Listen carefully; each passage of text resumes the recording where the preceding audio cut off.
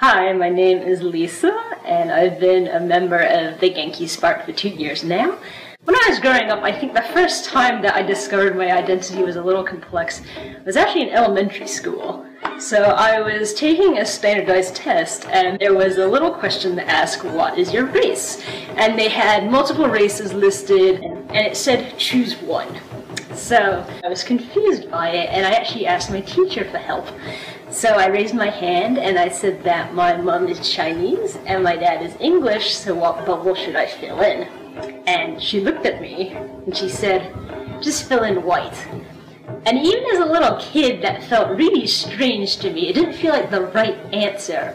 But that was the box I was kind of forced into. As I was growing up, I had more and more situations like that, in which I felt like I was forced to choose a side, in which I was forced to fit in some type of narrative that I didn't define for myself. So for me, the powerful part about being in Genki is that I've always gotten to define my own narrative.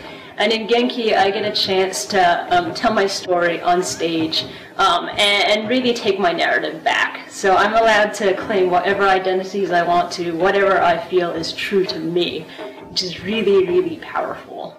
And one of the lessons that I've learned in Genki is that my story is meaningful. So I talk about how I'm mixed race, how I'm white and Asian.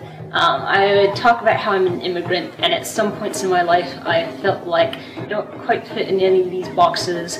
And afterwards I would have young people come up to me and they would say, thank you for telling your story. When I was growing up and when I felt like I didn't fit in either of these boxes, I felt kind of alone. And it makes me feel better that I can tell my story to young people and it makes them feel a little less alone. And that's part of the reason why it's really important for me to be in this organization and be very visible as an Asian woman.